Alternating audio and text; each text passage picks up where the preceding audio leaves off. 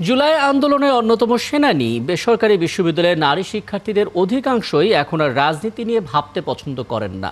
তবে আসছে নির্বাচনে ভোট দেয়া নিয়ে বেশ আগ্রহ আছে তাদের। যেই জিতুক তারা চান নিরাপত্তা। আরও জানাচ্ছেন সুফিয়ান ফারাবী।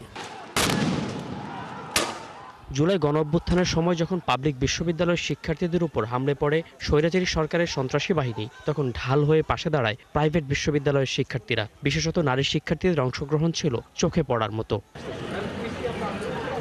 পাবলিক বিশ্ববিদ্যালয়ের সহপাঠীদের অনেকেই এখন রাজনীতিতে সক্রিয় সরব। তবে প্রাইভেটের নারী শিক্ষার্থীরা নিজেদের অস্তিত্ব খুঁজছেন সর্বত্র, কিন্তু কোথাও তারা নেই।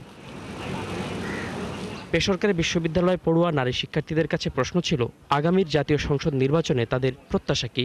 সবার উত্তর, নিরাপত্তা নিশ্চিত করাই এখন সবচেয়ে বড় চাওয়া। নারীরা এখন বাইরে বের হলেও ওরা ভালোভাবে থাকতে পারছে না, এই ইফটিজিং এর শিকার হচ্ছে। তাদের যে অধিকারগুলো আছে এগুলো এখন অনেকটাই নিশ্চিত হচ্ছে না। প্রতিটা নারী সুস্থ সবলভাবে তাদের প্রত্যেকটা কাজ করতে পারুক, সেটা চাকরি হোক, পড়াশোনা হোক, তারা যাতে নিরাপদে রাস্তাঘাটে বা যে কোনো জায়গায় চলাফেরা করতে পারে। স্বপ্ন পূরণের পথে পিরিয়ড যেন কোনো বাধা না হয়। Freedom sanitary napkin. ফ্রিডম মানে স্বাধীনতা। নারী কি না পারে? নারীকে আমরা দেখেছি সে চাঁদে গিয়েছে, সে দেশ শাসন করেছে, সে অতীতে আমরা এটাও দেখেছি নারী যুদ্ধ করেছে। ইতিহাস ঘাটলেই এটা পাওয়া যায়।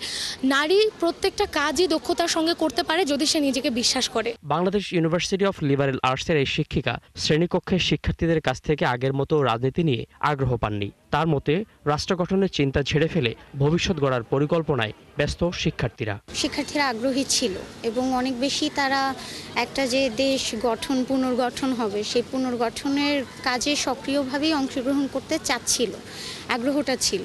কিন্তু তারপরে আস্তে আস্তে আমরা দেখছি যে সেই আগ্রহটা এখন নাই হয়ে যাচ্ছে এবং এক ধরনের রেজেন্টমেন্টও তৈরি হয়েছে যে এখন রাদার অনেক বেশি আমি ক্লাসরুমে অবজার্ভ করি তাদের সাথে যে হতাশার কথাগুলো বেশি, যে আমরা তো চেয়েছিলাম, আমরা তো এটা আশা করেছিলাম, কিন্তু সেরকম কিছু হয়নি। নতুন বাস্তবতায় প্রাইভেট বিশ্ববিদ্যালয়ের শিক্ষার্থীদের অংশগ্রহণ নিশ্চিত করতে রাজনৈতিক দলগুলোর সদিচ্ছা প্রয়োজন বলে মনে করেন তিনি। নতুন রাজনীতি করতে চাই, এটা বললাম আমরা আশা আকারে যে আমরা করব, কিন্তু আমরা পুরনো অভ্যাসগুলো, পুরনো অনুশীলনগুলোর মধ্যেই যখন ঢুকে গেলাম, তখন এই নতুন কাজে যুক্ত হতে যারা চেয়েছিলেন তারা কিন্তু আর সেখানে অন্তর্ভুক্ত হলেন না। তা না হলে রাষ্ট্র গঠনে প্রাইভেট বিশ্ববিদ্যালয়ের নারী শিক্ষার্থীদের অংশগ্রহণ কঠিন হবে বলে মনে করেন তিনি।